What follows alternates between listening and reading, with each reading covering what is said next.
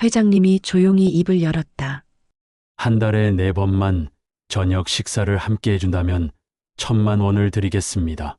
순간 숨이 멎었다. 식사 한 끼가 1,000만 원? 이게 무슨 말씀이시죠? 회장님은 커피잔을 내려놓으며 아주 조용히 말했다. 그 밥만큼은 혼자 있고 싶지 않아서요. 청담동 2층 고급 저택의 거실 한복판. 어딘가 기묘한 정적이 가슴을 꿰뚫 듯 내려앉았다. 안녕하세요. 오늘은 돈과 온기, 그 사이에서 시작된 믿기 힘든 거래, 그리고 기적의 이야기입니다. 영상을 시작하기 전에 구독과 좋아요, 그리고 여러분의 의견 댓글은 사는 게 사연이더라 채널에 큰 힘이 됩니다. 그럼 지금부터 밥 한 끼가 1,000만 원? 그런데 그게 돈으로 살 수 없는 온기가 되기까지 함께 확인하시죠. 또 새네. 반지하 창문을 두드리는 빗소리에 이수아는 잠에서 깼다. 천장에 누런 얼룩을 멍하니 바라보다 한숨이 절로 나왔다. 34. 항공사 승무원이었던 자신이 이런 반지하에서 매일 아침을 맞게 될 줄은 꿈에도 몰랐지. 아, 진짜. 자리에서 일어나 침대 옆 탁자 위 고지서 더미를 손가락으로 뒤적였다. 어머니 항암 치료비, 조카 학원비, 한 달 넘게 밀린 월세까지. 이수아는 낡은 지갑을 열어봤다. 2만 원짜리 한 장이 고작이었다. 파견직으로 호텔 청소부를 하며 그럭저럭 살림을 꾸려왔는데 갑작스런 인력 감축으로 일자리를 잃은 지 한 달째. 텅 빈 냉장고를 열어보며 이수아는 입술을 깨물었다. 오늘 뭐라도 찾아야 하는데. 핸드폰을 열어 구직 사이트를 뒤적이다 눈에 띄는 광고 하나. 청담동 고급 주택가 관리 도우미 구함. 시급 5대 식사 제공. 이수아는 지푸라기라도 잡는 심정으로 전화를 걸었다. 여보세요? 강태수 회장님 댁인데요. 구인 공고 보고 전화드렸습니다. 아, 네. 면접은 오늘 오후 2시에 가능하신가요? 당연히 갈 수 있죠. 전화를 끊자마자 이수아는 옷장을 뒤져 그나마 깔끔해 보이는 옷을 꺼냈다. 거울 앞에서 얼굴을 매만지면서도 마음은 이미 청담동으로 달려가고 있었다. 여기가 맞나? 높은 담장과 정원수가 늘어선 골목을 지나 주소지에 도착한 이수아는 입을 다물지 못했다. 자신이 살던 반지하와는 차원이 다른 세계였다. 떨리는 손으로 초인종을 누르자 무거운 철문이 열렸다. 이수아 씨죠? 들어오세요. 중년의 관리인 김 여사가 이수아를 안으로 안내했다.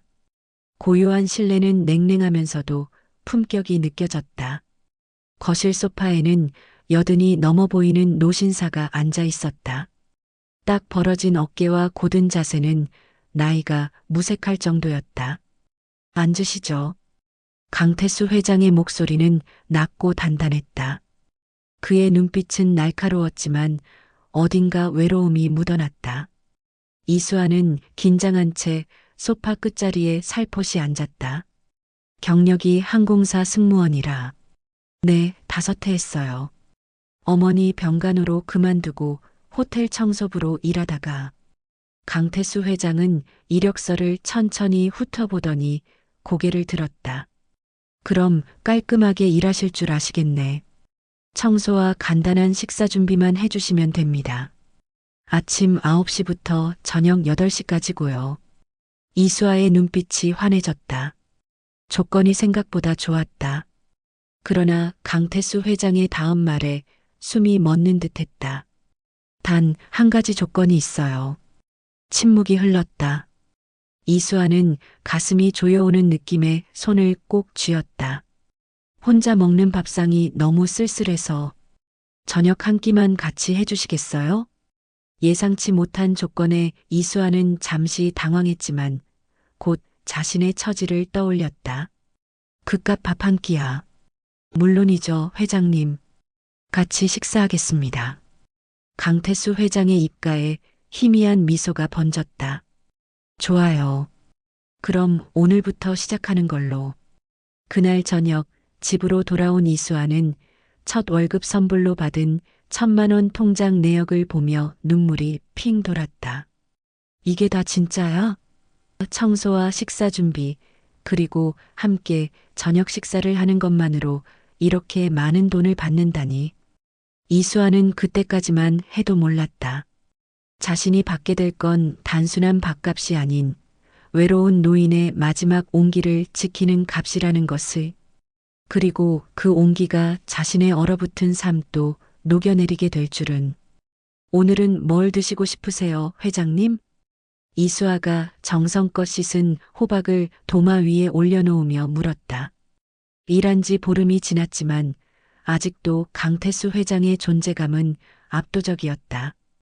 침묵 속에서 신문을 읽던 회장은 천천히 고개를 들었다. 자네 맘대로 해. 늘 같은 대답이었다. 처음엔 불편했지만 이제는 이 무뚝뚝한 답변이 일종의 신뢰라는 걸 알게 됐다. 이수아는 칼을 들고 호박을 썰기 시작했다. 그럼 오늘은 호박죽 어때요? 비 오는 날엔 호박죽이 최고죠. 회장의 눈빛이 잠시 흔들렸다. 내 아내도 비 오는 날이면 늘 호박죽을 끓였었지. 이수아의 손이 멈칫했다. 회장이 자신의 과거를 말한 건 처음이었다. 조심스레 물었다. 아내분은 언제 돌아가셨어요? 30년 전. 회사 키울 때 나 혼자 정신없이 달렸더니 어느새 암이 넷째 단계였어.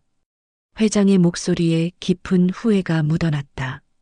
이수아는 말없이 호박을 썰었다. 그의 딱딱한 표정 뒤에 숨겨진 아픔이 느껴졌다. 아들은요? 자주 찾아뵙나요? 강태수 회장이 신문을 탁 내려놓았다. 그놈은 내 아들이 아니야. 차가운 목소리에 이수아는 질문한 걸 후회했다. 강태수 회장은 한숨을 쉬더니 이어 말했다.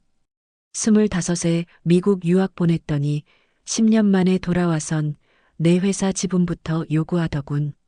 10년 동안 한 번도 안부 전화 없었는데. 이수아는 말없이 호박을 냄비에 넣었다. 회장의 목소리가 이어졌다. 뭐 준 건 줬어. 오래 일군 회사였지만 내가 죽으면 다 그놈 것이 될 텐데 뭘. 냄비에서 호박죽이 보글보글 끓기 시작했다. 향긋한 냄새가 부엌을 가득 채웠다. 이수아는 죽을 저으며 물었다. 후회 안 하세요? 아내한테는 후회해. 그놈한테는 그저 지켜볼 뿐이지.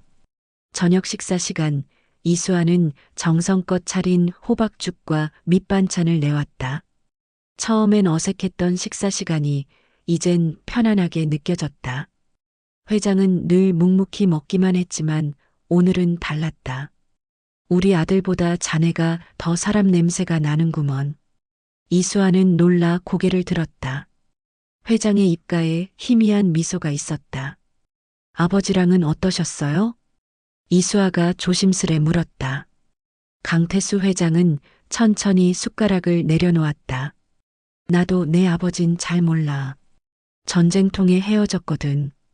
그래서 아들놈한테 더 잘해주고 싶었는데 역시 사람 마음은 내 맘대로 안 되는 법이야. 이수아는 문득 자신의 아버지를 떠올렸다. 10살 때 돌아가신 후 늘 그리웠던 그 존재. 어쩌면 자신과 회장은 비슷한 빈자리를 안고 살아왔는지도 모른다는 생각이 들었다. 호박죽이 참 맛있구먼. 자네 손맛이 좋아. 이수아는 웃으며 고개를 숙였다. 그날 밤 집으로 돌아가는 길에 이수아는 오랜만에 마음이 따뜻해지는 기분을 느꼈다. 단순히 돈을 벌기 위해 시작한 일이었지만 어느새 회장의 외로움에 마음이 열리고 있었다. 아버지라는 단어가 머릿속을 맴돌았다. 잊고 있던 딸로서의 존재감을 회장에게서 느끼는 자신을 발견한 그날 밤, 이수아는 깊은 잠에 빠져들었다. 오늘부터 청소는 회사에서 보낸 사람이 할 거야. 어느 화창한 오전, 강태수 회장이 갑작스럽게 선언했다. 이수아는 걸레를 들고 멈칫했다. 제가 뭐 잘못했나요? 아니, 그게 아니라. 회장의 말이 끝나기도 전에 초인종이 울렸다. 김 여사가 문을 열자 35 남짓한 남자가 들어왔다. 날카로운 눈매와 차가운 표정. 강태수 회장을 닮은 듯 닮지 않은 얼굴이었다. 아버지. 남자의 목소리를 듣자마자 이수아는 직감했다. 아들이구나. 강민우는 이수아를 처음 보는 순간 눈을 가늘게 뜨며 말했다. 회장님이 정신줄 놓으셨군요. 뭐라고? 강태수 회장이 소리쳤지만 강민우는 아랑곳하지 않고 이수아를 위아래로 후쳐봤다. 이런 여자 데려다 놓고 밥같이 먹는다는 소문이 사실이군요. 회사 임원들이 다 웃고 있어요. 그건 내 자유야. 내가 상관할 바 아니다. 강민우는 비웃듯 웃더니 서류 봉투를 꺼냈다. 이번 주주총회 안건입니다. 확인하시고 도장 찍어주세요. 강태수 회장은 봉투를 받아들었지만 열어보지 않았다. 나중에 보내마. 급한 일입니다. 지금 봐주셔야죠. 이수아는 불편한 기색을 감추며 자리를 피했다. 저는 주방에서 식사 준비하겠습니다. 주방에 들어섰지만 거실에 긴장된 대화가 들려왔다. 아버지, 이제 은퇴하실 때가 됐습니다. 건강도 안 좋으신데. 누가 그래? 난 멀쩡해. 치매 초기 증상도 있으시고, 이런 여자까지 들이시고. 치매? 이수아는 놀라 귀를 기울였다. 강태수 회장이 치매라는 얘긴 처음 들었다. 헛소리 작작해. 내가 뭘 안다고. 의자가 넘어지는 소리와 함께 강태수 회장이 격분했다. 곧이어 강민우가 낮게 말했다. 그 여자 뒷조사해 봤습니다. 항공사에서 고객 정보 빼돌려 해고됐더군요. 이수아의 얼굴이 하얗게 변했다. 그건 사실이 아니었다. 어머니 병간호를 위해 사직한 것뿐인데. 하지만 강민우의 말은 계속됐다. 돈 때문에 접근한 거겠죠. 아버지 재산이 목적인 여자예요. 당장 나가. 강태수 회장의 고함과 함께 현관문이 3개 닫히는 소리가 들렸다. 이수아는 떨리는 손으로 칼을 내려놓았다. 거실로 나가자 강태수 회장이 소파에 고개를 숙인 채 앉아 있었다. 괜찮으세요? 괜찮아. 그 녀석 말은 신경 쓰지 마. 이수아는 회장 옆에 조심스레 앉았다. 정말 치매. 헛소리야. 내가 지금 멀쩡한 거 자네도 알잖아. 강태수 회장은 고개를 들어 이수아를 바라봤다. 그의 눈빛은 또렷했다. 자네는 정말 돈 때문에 온 거야? 이수아는 주저없이 대답했다. 처음엔 그랬어요. 솔직히요. 하지만 지금은. 말을 고르던 이수아는 진심을 담아 말했다. 지금은 회장님과 보내는 시간이 좋아요. 제 아버진 일찍 돌아가셔서 어쩌면 제가 그리워했던 건지도 모르겠네요. 강태수 회장의 표정이 부드러워졌다. 자네 말은 믿어. 다음 날 이수아의 조카 학교 앞에 검은 양복을 입은 남자들이 나타났다. 하교하던 조카를 둘러싸고 한 남자가 낮게 속삭였다. 너희 이모가 뭐라며 돈을 버는지 알아? 어린 조카는 그 말에 얼굴이 하얗게 변해 오열했다. 그날 밤 이수아는 공포에 떨며 깨달았다. 이건 단순한 경고가 아니라 선전포고였다. 다음 장도 이어서 작성해 드릴까요? 왜 갑자기 그만두신다는 겁니까? 강태수 회장은 믿을 수 없다는 표정으로 이수아를 바라봤다. 이수아는 차마 조카 이야기를 꺼낼 수 없어 시선을 피했다. 개인적인 이유가 있어서요. 돈이 더 필요하다면 말해. 월급을 올려줄 수도 있어. 이수아는 고개를 저었다. 돈 문제가 아니에요. 그럼 뭐가 문제야? 이수아는 깊은 숨을 내쉬었다. 어제 겁에 질린 조카의 얼굴이 떠올랐다. 학교에서 돌아온 조카는 이수아를 보자마자 울음을 터뜨렸다. 이모가 나쁜 일 한다는 게 사실이야? 그 순간 이수아는 결심했다. 이 이상 가족까지 위험에 빠뜨릴 수는 없었다. 이 이상 제 가족까지 건드리면 못 참습니다. 강태수 회장의 눈이 커졌다. 가족이라고? 누가 뭘 했다는 거야? 이수아는 마침내 조카 이야기를 털어놓았다. 강태수 회장의 표정이 점점 어두워졌다. 그 녀석? 민우짓이군. 회장은 주먹을 꽉 쥐었다가 풀었다. 그러더니 갑자기 서랍에서 열쇠를 꺼내 금고를 열었다. 오래된 서류 몇 장을 꺼낸 그는 한참을 바라보다가 이수아에게 건넸다. 이게 뭐죠? 내 회사 지분 관련 서류야. 민우는 내 재산만 노린다. 회사 지분도 이미 몰래 옮겼더군. 이수아는 놀라며 서류를 훑어봤다.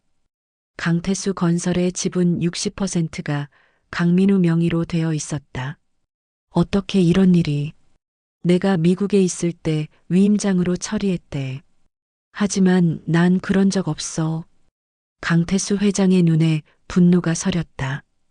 더 끔찍한 건 말이야. 치매 진단서를 조작했다는 거지. 네. 민우가 고용한 의사가 내 치매 진단서를 만들었어. 나를 무능하게 만들어 상속하려는 계략이야. 이수아는 충격에 말을 잇지 못했다.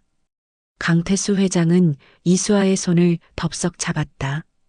수아 씨, 자네가 날 좀 도와줄 수 있겠나?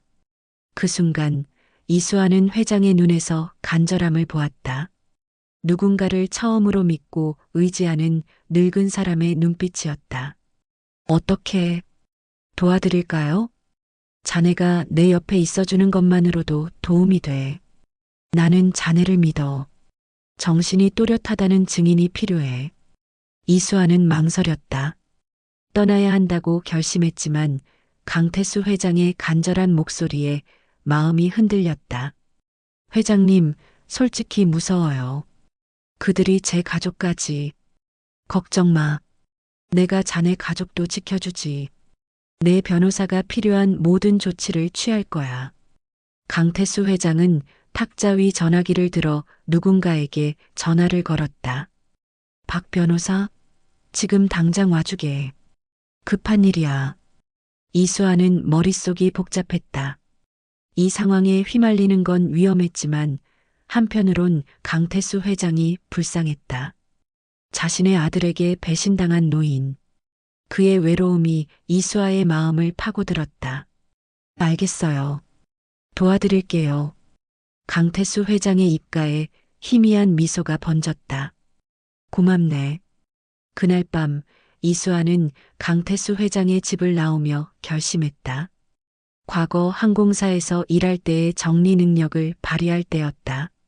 신탁 변호사와 정신과 전문의를 직접 섭외해야 했다. 위험하겠지만 옳은 일이라는 확신이 들었다. 이게 단순한 일자리가 아니었구나.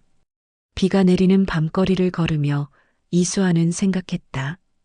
단지 돈을 벌기 위해 시작한 일이 이제 누군가의 인생과 직결된 문제가 되었다.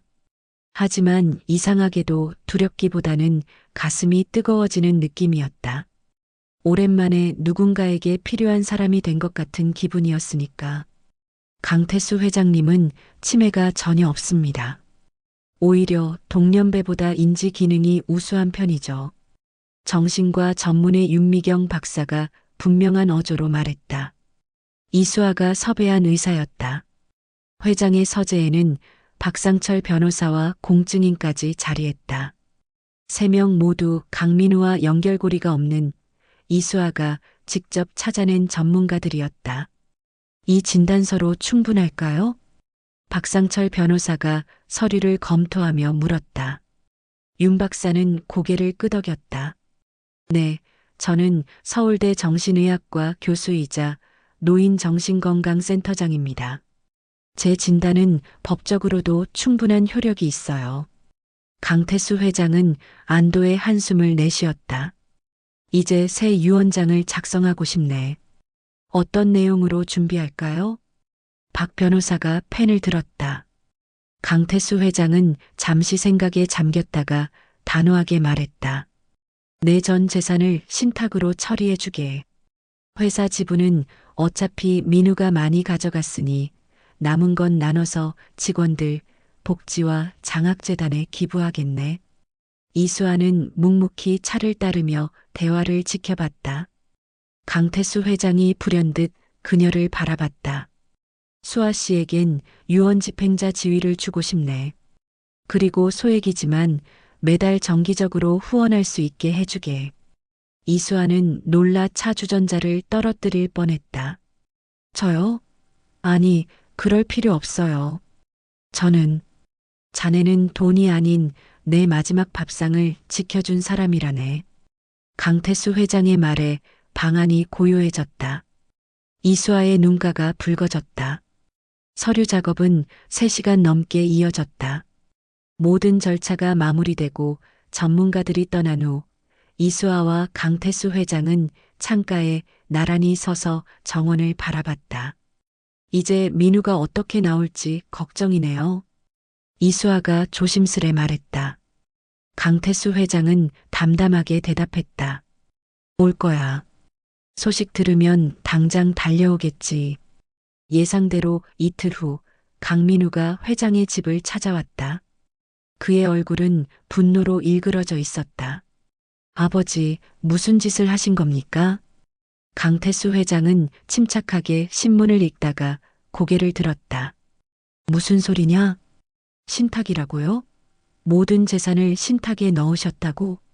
그래, 내 재산은 내 맘대로 할 수 있지 않니? 강민우는 이수아를 노려봤다. 당신이 부축인 거죠? 이수아는 조용히 서류를 꺼내며 말했다. 법적으로도 문제 없습니다. 회장님은 판단력이 온전하시고 모든 과정은 공증인 입회하에 진행됐습니다. 아버지, 이게 말이 됩니까? 내가 아들인데 이런 여자한테. 강태수 회장이 단호하게 말을 잘랐다. 내가 내 아들이면 내 마음부터 이해했어야지. 강민우의 얼굴이 창백해졌다. 가족이란 게 뭔지 아세요? 피가 섞인 사람들이에요. 이 여자는 그저 돈을 위해 접근한. 진짜 가족은 피가 아니라 마음으로 이어지는 거야. 강태수 회장의 목소리는 낮지만 단호했다. 이수아는 가슴이 뭉클해지는 것을 느꼈다. 강민우는 이를 악물더니 자리에서 일어났다. 이런 식이면 법정에서 봐야겠네요. 당신도 각오하세요. 이 말을 남기고 강민우는 현관문을 세게 닫고 나갔다. 강태수 회장은 눈을 감고 길게 숨을 내쉬었다. 괜찮으세요?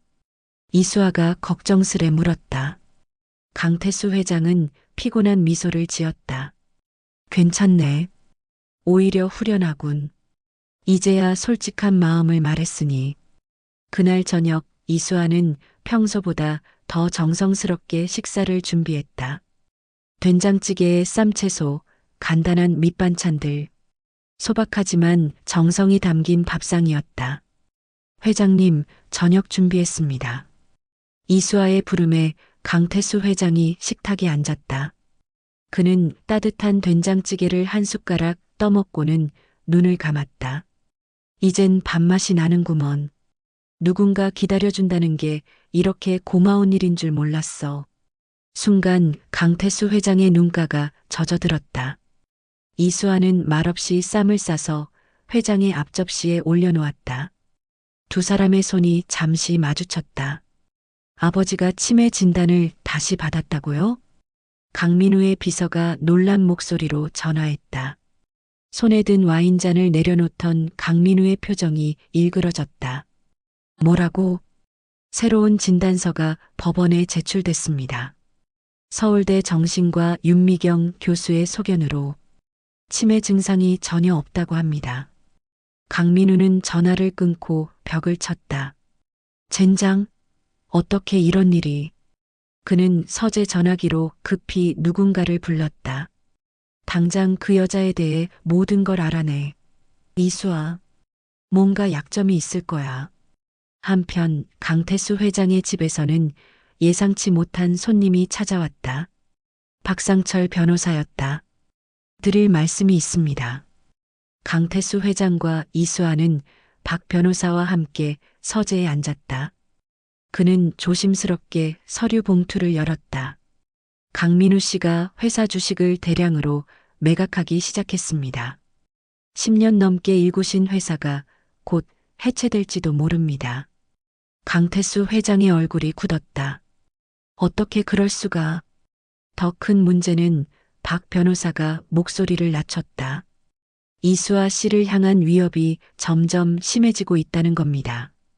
강민우 씨가 사람들을 고용해 이수아 씨의 과거를 파헤치고 있어요.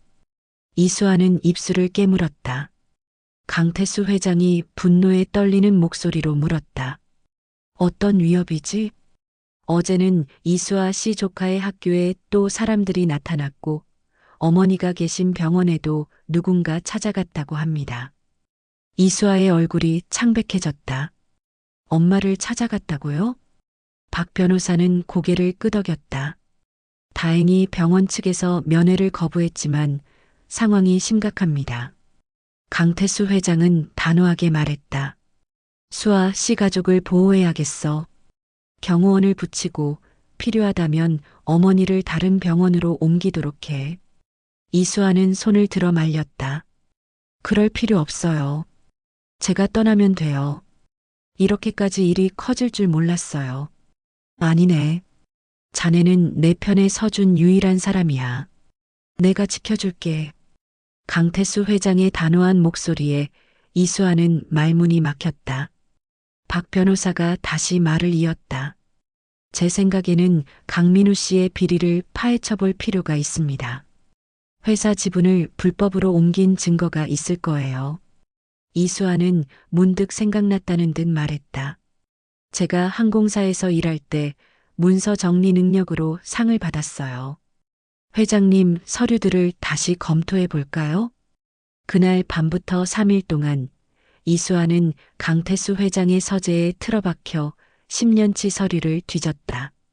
잠도 제대로 자지 못했지만 결국 중요한 증거를 찾아냈다. 회장님, 이것 좀 보세요. 이수아가 들고 온 서류를 보며 강태수 회장의 눈이 커졌다. 이건 회장님이 미국에 계실 때 보냈다는 위임장 원본이에요. 그런데 서명이 위조됐어요. 글씨체가 다르고 날짜도 맞지 않아요. 강태수 회장은 서류를 자세히 살폈다. 자네 말이 맞아. 이건 내 서명이 아니야. 이수아는 흥분한 목소리로 말했다. 이걸로 회사 지분을 되찾을 수 있지 않을까요? 박 변호사에게 급히 연락해 서류를 전달했다. 그리고 이틀 후 뉴스가 터졌다. 강태수 건설 강민우 전무 위임장 위조 혐의로 검찰 출석.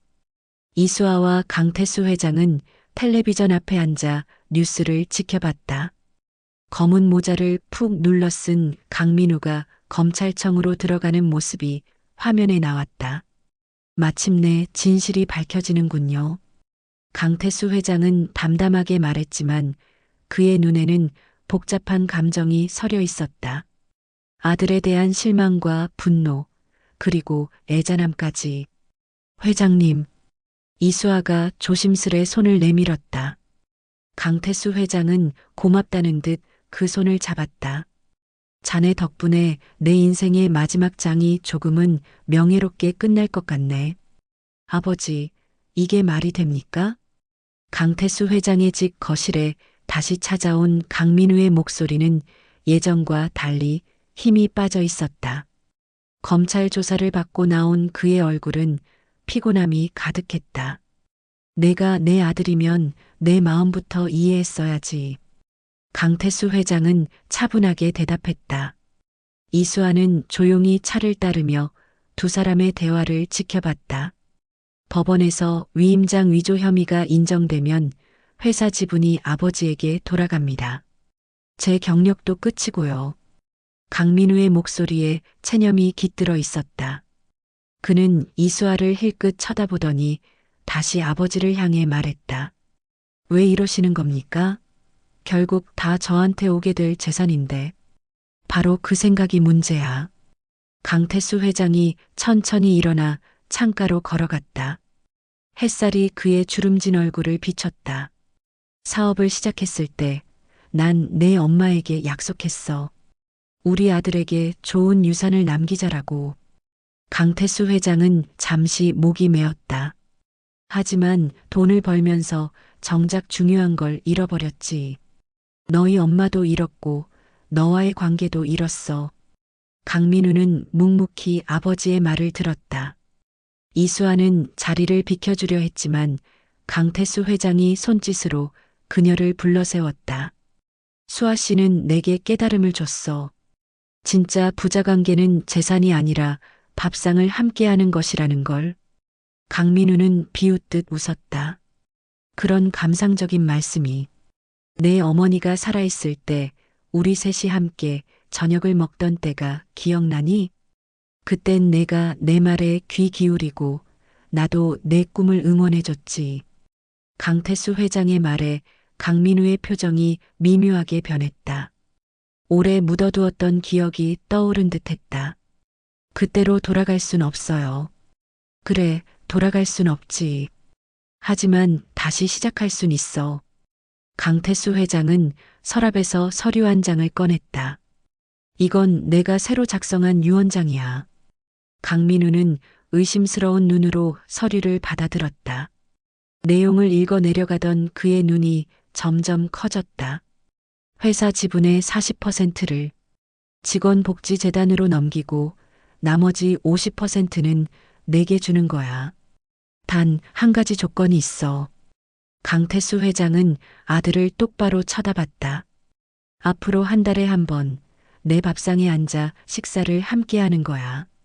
강민우는 어이없다는 듯 웃음을 터뜨렸다. 그런 조건이라니 웃기지 마세요. 웃기다고? 내 아버지의 마지막 소원이 그렇게 웃습니까? 강태수 회장의 목소리가 흔들렸다. 이수아는 가슴이 아팠다. 강민우는 한참을 침묵하다가 마침내 입을 열었다. 한 달에 한 번이요? 그래. 그리고 이 여자도 함께인가요? 강태수 회장은 이수아를 바라봤다. 수아 씨는 이제 내 가족이나 다름없어. 물론 함께야. 이수아는 당황했지만 강태수 회장의 확신에 찬 목소리에 반박할 수 없었다. 강민우는 힘겹게 고개를 끄덕였다. 알겠습니다. 그가 자리에서 일어났다. 문 앞에 서서 그는 잠시 망설이다가 말했다. 다음 주 일요일 저녁 시간에 오겠습니다. 강민우가 떠난 후 강태수 회장은 긴 한숨을 내쉬었다. 이수아가 조심스레 물었다. 정말 용서하실 건가요? 용서라기보다는 새로운 시작이라고 생각하네. 늦었지만 아버지로서 마지막 기회를 잡는 거지. 강태수 회장은 이수아의 손을 잡았다. 그의 손은 따뜻했다. 수아 씨 덕분에 내가 정말 중요한 걸 깨달았어요. 고맙네. 이수아는 부끄러워하며 고개를 숙였다. 저는 별로 한 게 없는데요. 자네는 돈이나 권력 말고도 가치 있는 게 있다는 걸 내게 보여줬어. 그게 얼마나 큰 선물인지 모르나? 그날 저녁 이수아는 청담동 집을 나서며 가슴이 따뜻해지는 걸 느꼈다. 자신이 단지 돈을 벌기 위해 시작한 일이 누군가의 인생을 바꾸게 될 줄은 몰랐다. 그리고 그 과정에서 자신의 삶도 달라졌음을 깨달았다. 1년이 흘렀다. 강태수 회장의 85번째 생일 파티가 열리는 날이었다. 청담동 집 정원은 그 어느 때보다 활기찼다. 평소 고요했던 공간에 웃음소리가 가득했다. 할아버지, 이거 제가 그린 거예요. 이수아의 조카 민준이 그림을 내밀었다. 강태수 회장은 환하게 웃으며 그림을 받아들었다. 우리 민준이가 그렸구나. 정말 멋지네. 강태수 회장의 옆에는 이수아와 어머니가 앉아 있었다. 이수아의 어머니는 항암 치료를 마치고 건강을 많이 회복한 상태였다. 강태수 회장의 도움으로 최고의 의료진에게 치료를 받을 수 있었다. 회장님, 밥은 좀 더 드실래요? 이수아가 정성스레 차린 생일상 앞에서 물었다. 강태수 회장은 고개를 저었다. 배불러. 수아 씨 요리는 늘 맛있어. 그때 정원 입구에서 강민우가 나타났다. 그의 손에는 케이크가 들려 있었다. 아버지, 생신 축하드립니다. 강민우는 어색하게 웃으며 다가왔다. 약속대로 한 달에 한 번씩 저녁 식사를 함께 했지만 아직 서먹한 기색이 역력했다. 그래도 예전보다는 훨씬 나아진 관계였다. 왔구나, 민우야. 강태수 회장이 반갑게 아들을 맞이했다. 이수아는 조용히 자리에서 일어나 안으로 들어갔다. 부자간의 시간을 주고 싶었다. 부엌에서 과일을 자르던 이수아에게 강민우가 다가왔다. 이수아 씨. 이수아는 칼을 내려놓고 강민우를 바라봤다. 네.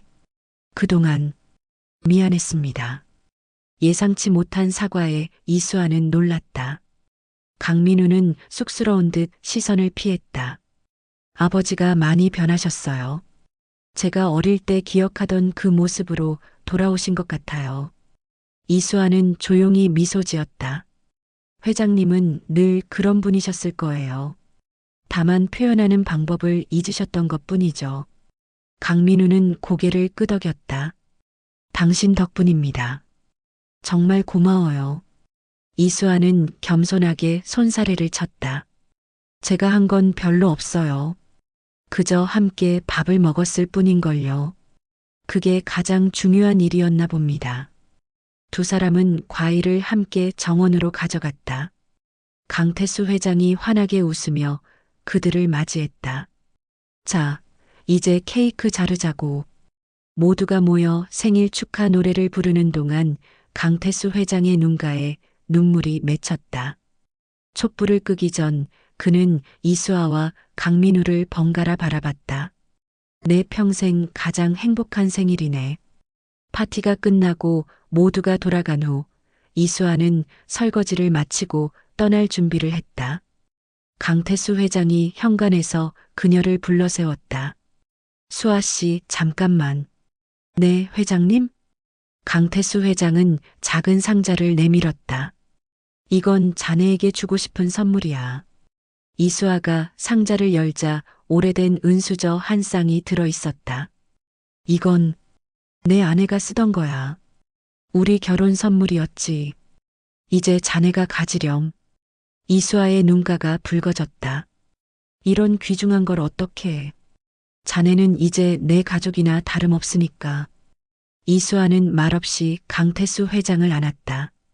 그의 단단했던 어깨가 이제는 약해졌지만 따뜻함은 더욱 진해졌다. 고맙습니다, 회장님. 아버지. 강태수 회장의 눈가가 촉촉해졌다. 나도 고맙네, 내 딸. 이수아는 떠나려고 했지만 문 앞에서 돌아섰다. 내일 저녁도 준비할게요. 강태수 회장은 웃으며 고개를 끄덕였다. 기다리고 있을게. 집으로 돌아가는 길, 이수아는 하늘을 올려다봤다. 별이 유난히 밝게 빛나는 밤이었다. 1,000만 원짜리 밥값으로 시작된 인연이 이제는 값으로 매길 수 없는 가족이 되었다. 카메라는 천천히 멀어지며 쌈채소에 된장 바르던 이수아의 손과 떨리는 회장의 손이 잠시 마주치는 모습을 담는다. 잔잔한 음악과 함께 내레이션이 흐른다.